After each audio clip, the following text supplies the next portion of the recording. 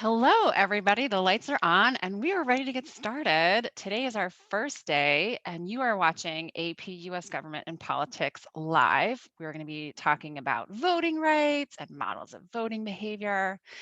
But first, I need to give you a little bit of a rundown on who I am. So, my name is Jennifer Hitchcock, and I am an AP Government teacher at Thomas Jefferson High School for Science and Technology. And in these first couple of minutes, I just want to kind of go through what we are going to be doing every day, as well as touching base on today's lesson overview. So every day when we come into this space, when I start talking and the lights turn on, you will find that I will start us off with this lesson overview where I will present the big question for the day, which will tell you what it is that we're going to be doing, why we're doing it, and then it's going to give you a way to touch base and make sure that you're getting what you need to out of this content. You'll also see that I'll have an agenda that will tell you the basic overview of what we're doing and then connections. It's important for you to recognize that in this space for the connections to course content, I will be addressing what we'll be touching on that I hope you've learned already. And a lot of that is going to be Unit 1. So that's the Constitution and Federalism. And I'll also touch back on the acquired skills and content that we're looking to develop today during that class space, and also the content that we want to touch base on. So I know so many of you have so many questions, and I want to start off about our virtual instruction structure before I get going on the content. This is going to run every day from 3 to 3:45 from March 25th. That's today to March 1st, May 1st. I'm sorry. So one of the things that people have been asking me is, what are we going to be talking about? And we're going to have a rough outline here because we're still kind of fleshing out the details, but you can expect that we will spend about 10% of our time talking about Unit 1, and a lot of that Unit 1 stuff will be folded into content we already know. We'll also be talking about Unit 2 about 35% of the time. Unit 3 and 5 will be 30, and I know that doesn't add up quite right, but that's because we've got some flexing to do, and I also have to insert a little bit of Unit 4 in there. So once we get things going, I will make sure that you know the daily schedule.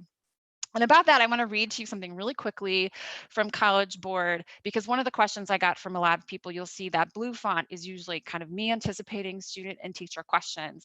And I know the one question everyone says was, why doesn't this or match College Board's announcements? So here's what I want to share with you. Today, the topic we're covering is one that colleges have asked that all AP students study, even if it will not be on the exam. Colleges are supporting AP students this year by allowing this more flexible approach to the exam, where it will focus on a lesser amount of content than in other years. But in turn, they have asked that AP students learn today's material. To make this relevant to your upcoming exam, I'm going to include some exam prep in today's lesson. That's our skills. In a week or so, after we've covered some of these key outstanding topics, I'll be posting the full schedule of review topics for the remainder of this course so that you can choose which topics you want to prioritize for review, and thus which classes you'll want to attend. So another way of looking at this that I would explain to my own students is that hopefully you sit for the test and you do amazingly well and you score a 3 or a 4 or a 5, and the college that you want to go to accepts that. Well, our also hope is that you're going to go on for sequent coursework like a poli-sci 150 level class, and this would be a prerequisite for that. So we need to make sure that we're covering core content that you would be expected to know so that you can be successful in those sequent courses. The other thing is we want to ensure that you're getting college credit, and we want to make sure that we're covering all the material that's on the syllabus so that colleges have faith that you have been exposed to the sequent material. So that's kind of the way that I look at it and the way that I would explain it to my own kids. Now, what you can expect, and I know that you're on you're on YouTube right now, and this is, yes, very live. Like, I'm going to make mistakes every day. I'm going to trip over my words. I'm going to say silly things. It's totally fine because it's a live structure, just like I would in my own classroom. But down in the comment section, you'll notice that I've already posted and I've started a Google Drive that has materials that I'm sharing with you. That's extension, some stuff for self-assessment, suggestions on where else to go if you need to dive deeper into this content. And then there's also some really critical preparation materials that I will include for the next class. If you can't access it, it's probably because your account that you're trying to access it with has some kind of firewall protection. So I've already had people who've requested access, and when I go in and I try to give you access, because it's my Google account, my private Google account, I can't give it to you. I get a little note that comes back and says that that whatever your organization is has some kind of barrier for me sharing. So I would suggest that you just sign out of whatever you're signed into with your browser. If you're on Chrome, usually you sign in, and sign in with something else that's a private email so that you can get a hold of those things. You'll also note that the chat's disabled. So that means that, I'll figure it out, kind of what's happening if you have further questions. Okay. So our daily instructional sequence is, like I said, agenda. We'll have warm up and review. We'll get to our need to knows, that's content, and then we'll get to guided practice, which is skill, and then we'll review. And all of that in 45 minutes. So let's practice that. So we're going to go into our warm up. And my first question for you is lowering the voting age to 16 constitutionally permissible today? So this is our catch question. I'm going to give you 20 seconds to think about this. 20 seconds of silent contemplation.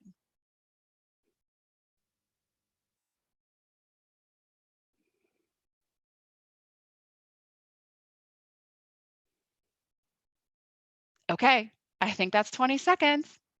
Probably timing me, and I probably got it wrong. But the answer is, of course it is. So this is going to touch back into 1.5. But before we get to that touching point, I want to just kind of take a look at this graphic organizer that I've borrowed from Generation Citizen, who is an organization that advocates for civic education and engagement with young people like yourself. So they put together a white paper that is explaining to interested parties, to students who want to get involved in special interest groups, who want to do volunteering work in their community, about how to address lawmakers. And at this point, it's going to be at the state or local level to advocate for lowering the voting age to 16, because that's where you would go. We're going to talk about why in a minute. But if you take a look at this map, you'll notice that there really isn't a ton of patterns that I can see. For the most part, like, I'm not seeing any kind of, if we look at our map and we think about what political, like where people live, where they might be conservative or more liberal, it's really difficult to see a strong pattern. Probably the best that I would see would be out there in our upper Midwest, in Nebraska, Iowa, so on and so forth. So, that really means to me is that this is maybe not something that is as liberal or conservative as an issue as one might think. But this gives you some examples of where you might go should you decide, if you live in Maryland, which Maryland does in Tacoma Park. What's up, Tacoma Park? They do allow 16-year-olds to vote in city elections since 2015, I believe. So that is a really amazing opportunity that they have to start that civic engagement at a young age and to get into the habit of voting every single time there's an election, and so on and so forth, which is really easy because half the time that stuff happens in schools. So let's dive a little bit deeper here in terms of why we're looking at cities and states. If you remember from topic 1.5, when we want to challenge or change the Constitution, there's a two-step process. And it is, the first step happens at that national level with either Congress or a national convention going ahead and voting on some proposed constitutional amendment. They have to have 2/3 vote of all the member parties that are there, whatever it might be in Congress or in the convention. And then once it comes out of that national level, it's going to continue on to the state level. And you have options. It can go to the state legislatures, it can go to state conventions, but you have to have a 3/4 vote. And that is really, really hard. That's why of over 10,000 times that we've tried to amend the US Constitution, we have a 27% pass at a 0.27%, 27 tenths of a percent or whatever. Math is not my strong, guys, math, so hard for me. Of the time, statistically speaking, you would see those formal changes happen. So that tells me that getting a constitutional amendment for 16-year-olds to pass might be really difficult constitutionally. You'd have to find 38 states that say, yeah, we're cool with that. And you'd also have to find some kind of national, either convention or Congress to get that passed through in the first place. So how can we change things informally? And I want to sidebar for a second and give you a little hint here. Oftentimes when we're looking at questions, we see the term formal or informal, and they mean something really critically important. So make sure you slow down and think about what's being asked. If we ask formal changes, I'm going to flip back here for a second, we're talking about a constitutional amendment. However, that happens very rarely, as we know, and so that means that we have to look at informal changes. And here are some of the ways in which those informal changes can happen. It can happen through action through the legislative branch, action through the president or governor. It can happen through court action, through party action, through technology. And depending on what book you read, there's a couple other ways that it's often presented.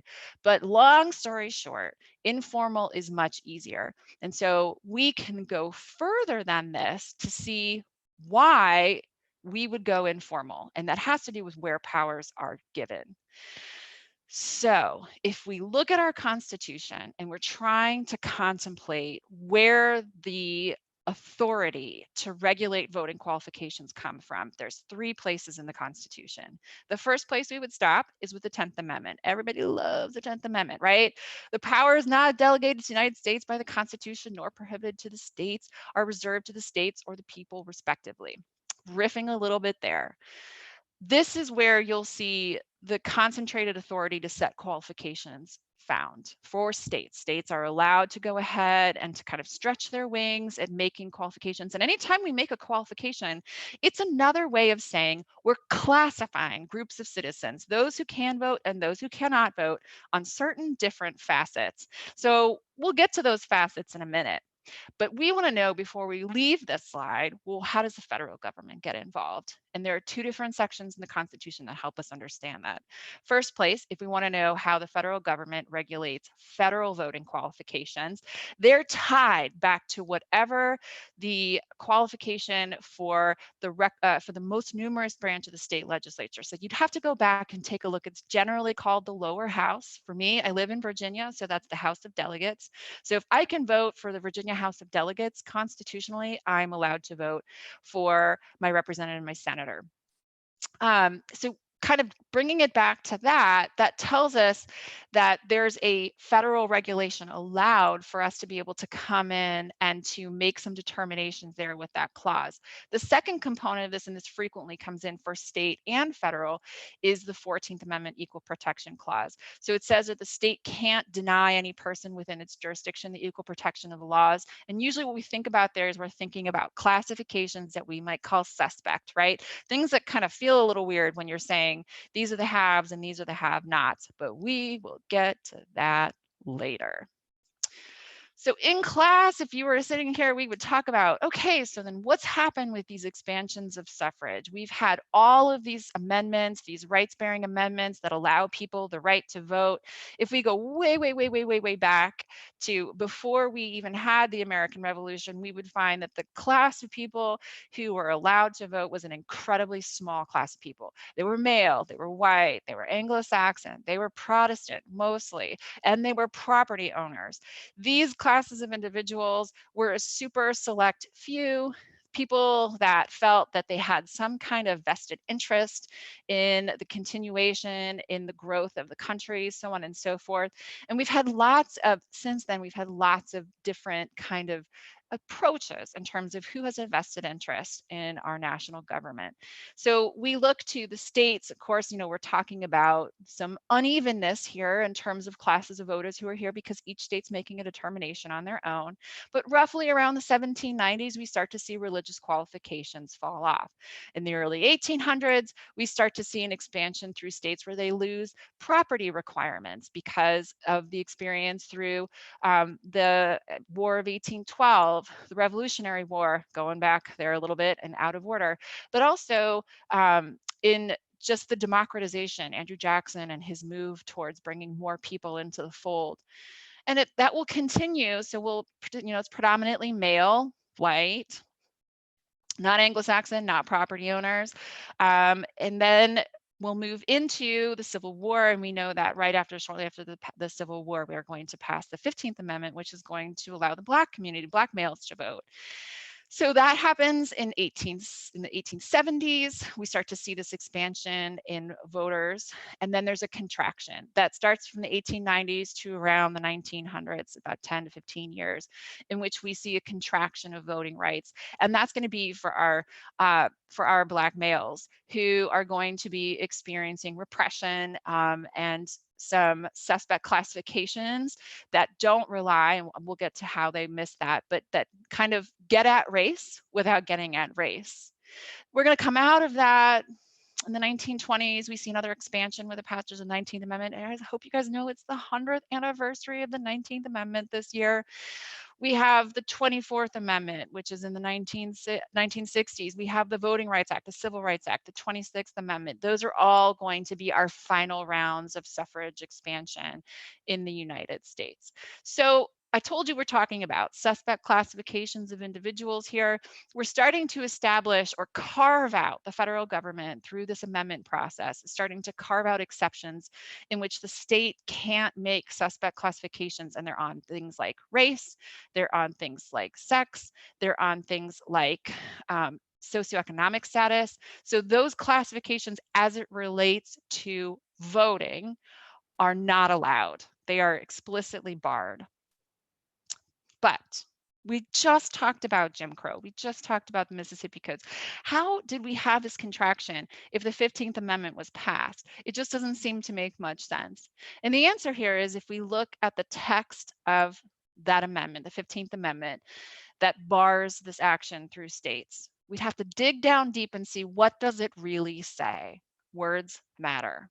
And what it says is that the rights of citizens cannot be denied or abridged on the account of race, color, or previous condition of servitude. So this creates an exception. We can say that a state cannot say that Blacks or Hispanics, I should say, I'm getting ahead of myself. Hispanics is not included because that's a nationality, and we're going to talk more about that next class. But Blacks or Asians, those are races. That's not a condition in which suffrage can be allowed or barred. So that is it. Anything else that's outside of that is permissible. And so if we think about this, we see those bars on that classification. But there are other ways in which states can create classifications of those who can vote and those who cannot vote. Things like felon status, which actually has roots in the 14th Amendment, in an explicit allowance of states to disenfranchise anyone who has felon status. Things like the ability to present identification, residency requirements. Many states require that you're in a place for a certain amount of time. Maybe it's a month, maybe it's 2 months, but it changes, and that's permissible. Geographic location. Most of us, all of us, vote in polling precincts. You can't go and turn up to a precinct that you're not allowed to go, that you're not tied to geographically, unless the state has made an allotment to erase some of those boundaries. Things like being below the age of 18, we just talked about that. Citizenship status, registration, those are all things that the states have created as a way of classifying those who can and those who cannot vote. So guided practice, how do we turn this information into something that helps us tackle our quantitative analysis FRQ? And so I'm going to turn to some work by Dr. Michael Mcdonald. He is a professor down in Florida, and right now the name of his university escapes me. Dr. Mcdonald, I'm so sorry. He is amazing. He has this huge database full of information on voting eligible population turnout rates. So when we're thinking about this, another way of putting this is that these are the people who can vote, who are eligible to vote based on whatever the law might say. And we're taking a look at it, who amongst those people shows up to vote. So if we have that in mind and we turn to looking at the VEEP turnout rates from 1789 to 2018, where we may start to see a pattern or a trend. Now, I want to talk to you for just a second about the difference between trends and patterns. So this might be a little bit busy, but I really wanted to have it all in one slide. The first thing, when we're talking about trends, it's a generalized directional change within a data set. It doesn't have to be perfect. I gave you an example here of something that probably would never happen in real life.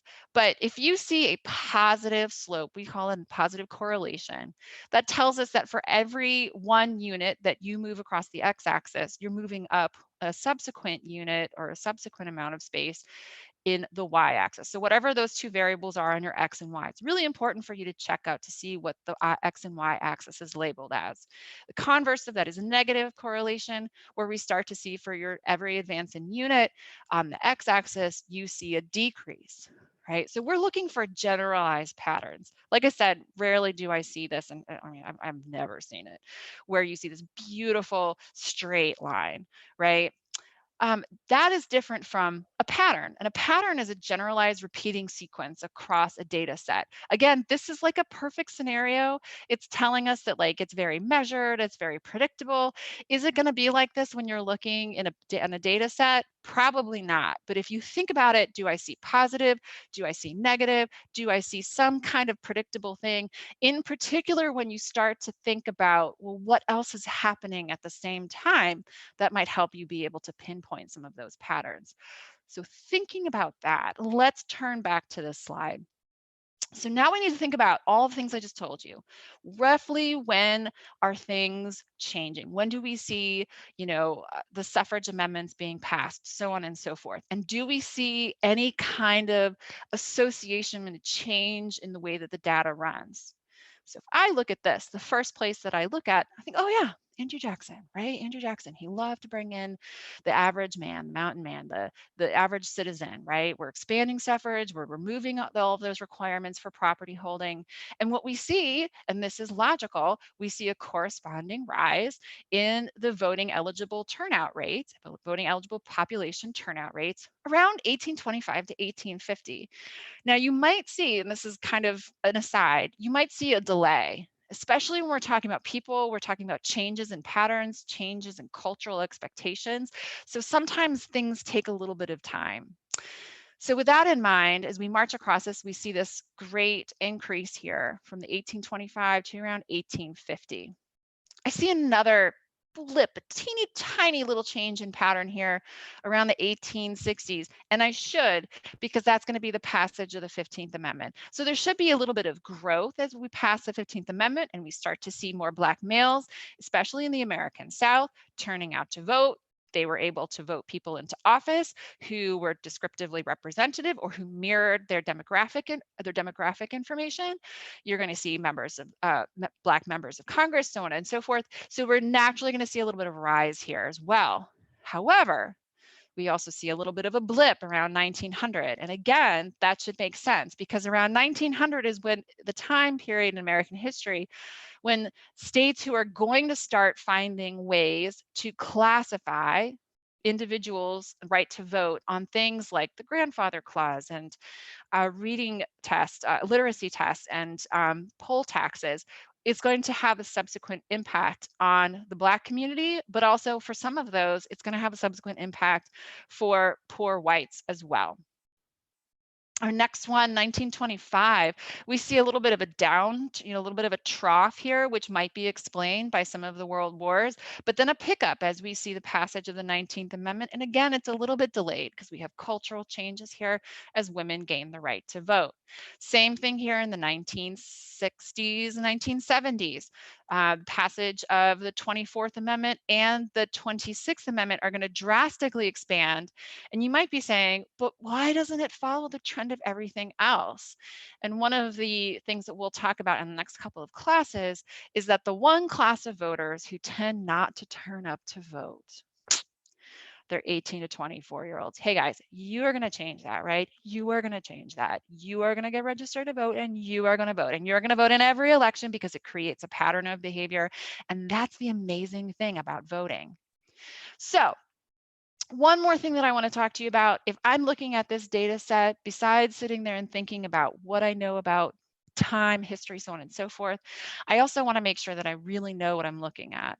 So this may seem a little, I don't know, silly, but I'm telling you, I've been an AP reader for a couple of years now, and every time I sit down at a data set, I can tell when kids take a really quick glance, when a response has a really quick glance at a data set, and I don't see the full capturing of what's happening. So you want your response, because I know that you guys know this. I know you know it. But I want to make sure that your response, that you pause for a second and that you say, okay, what are all the things that are being presented to me? Are there any oddities that I'm not picking up? So we're going to flip back and forth between this and this to make sure that we're all on the same page, right? So the first thing, we want to make sure that we can identify or name what's being measured, right? What's our unit of measure here? In this case, what's being measured? People, right? Voting eligible population. So we're taking a look at people. Fantastic. It could also be counties. It could be laws. It could be court cases. It could be so many things, but make sure you know what's being measured. The next thing you want to know is, what is the data set's construction? Really important. Is it across a period of time, or is it taking a slice of life and then kind of filtering out or creating classifications of different data sets, right? This is looking at all voting eligible population from 1789 to 2018. So this is time series, right? This is taking a look at time as we go. If we were looking at something where they broke it out for, and I know they're going to throw you off here because it's like presidential and midterm, just for the most part, don't overthink it for now. If we were looking at something that was taking a slice of life from 1 year, you might see they present you things like gender, race, religion, so on and so forth. That's cross-sectional, that's a slice of life, right? Single observation at one point in time. The next thing you want to make sure you understand is, how is the data set constructed? Is it a demographic set? Is it chronological, meaning over extent of time? Is it constructed alphabetically? Is it from the most of one occurrence to the least of one occurrence? This one, believe it or not, is where I see most responses going to the wayside, because sometimes people want to have innovative ways, or they want to really kind of like make a point with their data set. And so if you aren't keying into how that data is presented or curated, you could really go down a rabbit hole that you don't want to go down with your response. So really stop and think about what's happening there. And then again, go back to trends and patterns to make sure that they are true of the data set. And yay, that's it. So let's practice, right? So this is a quantitative analysis FRQ. This is the basic structure of what it will look like. I'm only giving you the first 2 points. C and D we'll tackle later this week. But what we want to see here is, in point A, the advice that I give to my own students is that we want to see in your response that you can work with the data, right? What's happening in the data to give us kind of a little bit of you flexing your muscle. So the question I have for you is, using the data presented in the chart, identify a period of rapid increase in participation from the voting eligible population. So think about that. Think about that. And I'm going to read B. Describe a pattern in which data between presidential and let me try that again. Describe a pattern in the data between presidential and midterm elections. You forgot this is live, didn't you? I didn't. Okay. So identify means name, right? That's really all we have to do at a baseline. It's like pointing your finger, but make sure that you give me like back, it's rooted in whatever the stimulus that they've given you, right? So I need to see that you're kind of, that you are rolling up your shirt sleeves and that you're like touching the data.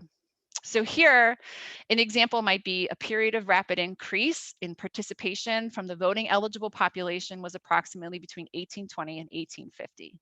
Now, this is a baseline response. If I were advising my own students, and y'all are my students now, I might say, maybe you should illuminate the data a little bit. Maybe you should go on to talk about, maybe I would talk about, to make sure that I clinch that point, that starting in 1825, we went from around 10% VEEP turnout rate to 1850 with an 80% VEEP turnout rate in presidential elections.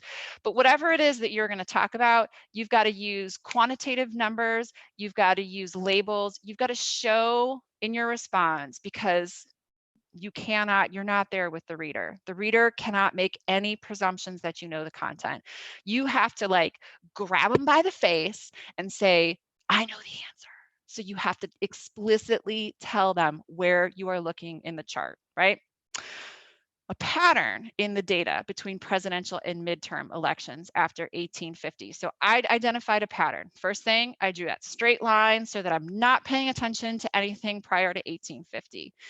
And I also made a mark here to kind of call out for myself what about 10% looks like so that I can just take that arrow and just move it along.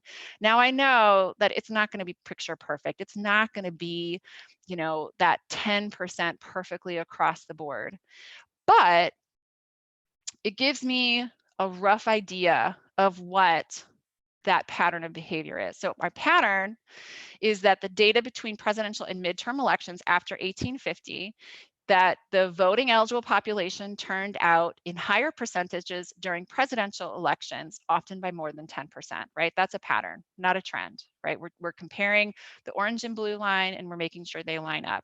Another piece of advice that I give to my students is that you always want to start your sentence off by repeating whatever the prompt asked you in a statement, right? When you do that, you are forcing yourself to make sure that you know exactly what's being asked. It's like a fail-safe to ensure that you're really asking the question that's being answered. Because remember, you've only got 20 minutes to do this. Sometimes when we are writing really fast, we read it really fast and we go in the wrong direction. We don't let our eyes roll over all of the words that are there. So you really want to make sure that you repeat that prompt. It is causing your hand, your eyes, and your brain to register the full mystery of that prompt. Okay. So how does this impact elections now that we've done some practice together? We can see that we've had a ban on discriminatory action based on race, sex, economic ability, and adulthood. That's fantastic, right? What does that do? It boosts our representativeness in Congress. It might even boost that descriptive representation, which we'll talk a little bit more about as we go through the next couple of weeks. Remember, descriptive means like hold the mirror up and that person looks like me. It's statistically more likely that they look like me. They look like me in my race, in my sex, so on and so forth. We might see that there's diversity in party coalitions, that you might have a higher likelihood of finding people in the party who look like you, who have the same economic realities as you, who hold the same job, who have the same education, so on and so forth. Those are awesome, right? We want more representativeness. We want more diversity. But it also increases expense in elections. Why? Because when you're running for office, you want to make sure that to the best of your ability that you have put your name and your platform in front of every voter that you think you have a choice in winning over. And when we increase our voting base, that means that there's more people you have to talk about. So think about that because that has implications for campaign finance reform.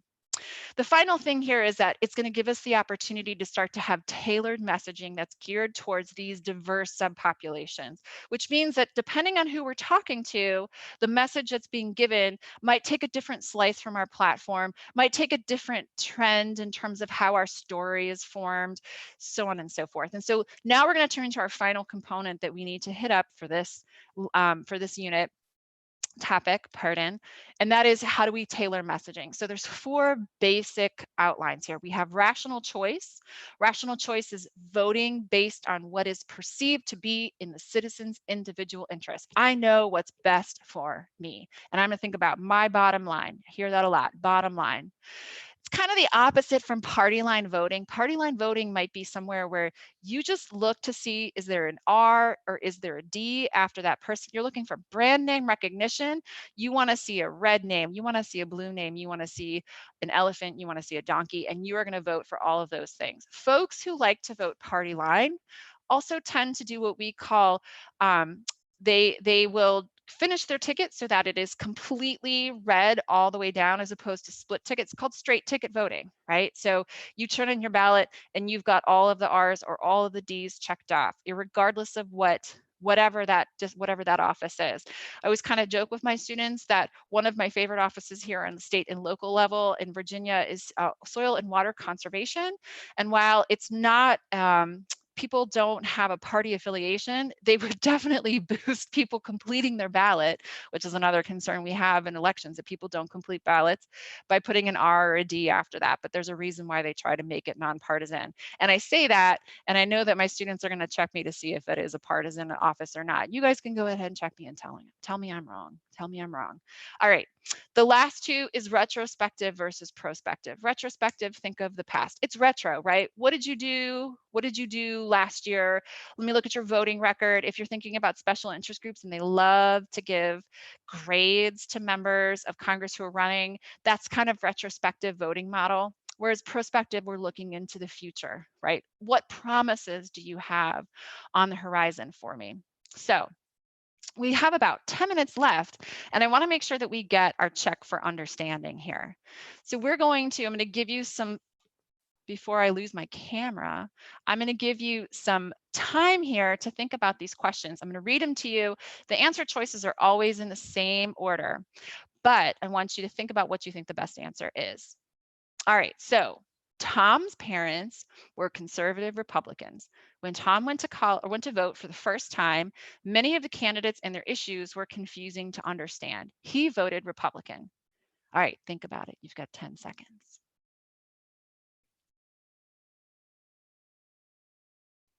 All right. Did you get it? Did you get it right? I hope you did. Party line. It was so easy, right? Oh, come on, Miss Hitch. There was Republican right there. Right, right. We like that idea of straight ticket voting. Okay, next one. Tom, during his presidential campaign, kept asking voters one simple question: are you better off today than you were 4 years ago? Think about it.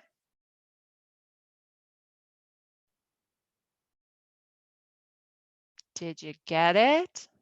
Did you get it? Retrospective? Of course you did. You're brilliant. All right, Tom is an independent voter. His choice will come down to weighing promises made by both candidates. As a college student with heavy debts, he is leaning toward the candidate that promised to make education more affordable. Think about it. And I know you got this one too, right? So easy. Perspective. All right, our last one. Before Tom decided to vote, he considered what would be best for his small business. Taxes were rising and healthcare costs were pinching his profits. The simple facts would determine his vote. Of course, process of elimination, right? All right, so before I move on to the next slide, I do want to say thank you to Mr. Dan Larson for letting me borrow his questions. His information, he has a fantastic website. It's down below. All right, so rational choice. Now, maybe you're thinking for a second, hey, this feels the same, right? The difference between the small business Tom and the independent voter Tom, like what's the difference? So let's think a little bit deeper here, right? I highlighted here what I think would bring us to this the best, right? We're thinking simple facts, it's really just being totally cold, unemotional, rational, logical, right? He's like, I don't care what party affiliation you are in, as long as it's better for my small business and the people that I'm supporting economically, that's all I care. So that logical weighing is what would bring us to believe that this is rational choice. Versus Tom as an independent voter, he's talking way more about promises for from both candidates, promises to make education more affordable. That's future. That's looking to see what the future might bring us. And that is why we're going to go for prospective. Okay, so great question. Can we be more than one at a time, depending on the office? And the answer is, of course, right? Sometimes we might look at the down ballot races. That's a fancy word for just saying, you know, right now we're getting ready for a presidential election. So I know that you all know the top of the ticket is the presidency, the presidential candidates. If you look down the ballot, you're going to see your House races. You might also see your Senate, because 1/3 of the senators are up for re-election this year, and then any other state and local thing that might pop up there. So that's a down ballot, right? We might have more information or feel more passionately about somebody who's in those down ballot races that might cause us to stutter step between those 4 different models. We also might think differently about the powers that have been delegated to each office. Maybe we love having expansive national powers for somebody at the national level, but when we come to like school choice and stuff like that, we want it to be more conservative, right? And there are people out there who think that stuff is important. The next thing is persuaded by intangible factors like personality and trust, right? We might break how we would vote normally with our party affiliation based on things that are intangibles. Desiring cohesive party control, like you want to see that your party wins all of the offices at the national level, all of the offices at the state level, so that you are more likely to get policy that's beneficial to you. That's totally cool too. Or maybe we don't know enough about some of those offices and we suffer something called, one of my favorite terms, ballot fatigue. Phew, I'm so tired, I just can't finish that ballot. Okay, so I want to check back in. How did we do? Did you analyze citizen participation in national elections so that you can explain the balance between individual voting rights and regulatory powers of governments? Do you feel like you successfully practiced parts A and B of the Quantitative Analysis FRQ? I hope that you are well on your way to accomplishing those goals. So one of the things I told you was that I would be handing off to you something to do to practice in order for us to be prepared for next class. And I'm going to give you this. This is kind of breaking from the FRQ thing. Might be something that you would see in a multiple choice question, which I know what the announcement was, right? But we're still practicing skills. So using that infographic, how would you explain the right to vote and how it's regulated by state and federal government? That's what I'm going to ask you to do, and we'll start class next time with that. So just to make sure that I'm giving you all of the resources that I have available to me. Number one, down there in the links, there is you click on it, it's going to take you to this. You will see a couple of things that are there for you that are just parting gifts, right? Number one, quantitative analysis, free response, student rubric. So this is a way for you to kind of have that if you're at home right now and you have access to a printer, print this jam out, have it next to you as we go through all of these things. This is something that I provided my students, and since you're now one of my students, now you got it too, to help you. And if you're like, but I really need you to just slow down and go through the quantitative analysis slower, then there's a link on the doc that takes you to, this is my quantitative analysis FRQ video. It's 23 minutes of me doing the exact same thing. Listen to some of it, listen to all of it, listen to none of it, whatever. It's there for you. You'll see that I explain the structure, I give you a prompt, and then I give you an answer. So that's just one more thing to help you. And that brings us pretty much to the end. I talked way faster than I thought I was going to. I hope that this has been helpful for you. Like I said, we'll have that calendar posted as soon as we can get it up there. We're still working on kind of like making sure that it meets all of the stakeholders' needs. Remember that, you know, we really would love to see you be successful. So you have an opportunity to, once we've had that calendar up, to use those resources to the best of your ability to make sure that you're doing well on that AP exam, on that modified AP exam that was announced. And again, if you don't know what that modified structure is, then talk to your AP government teacher or check out College Board's website. They have all that information there. That's the best place to go to continue to be in the news and in the loop.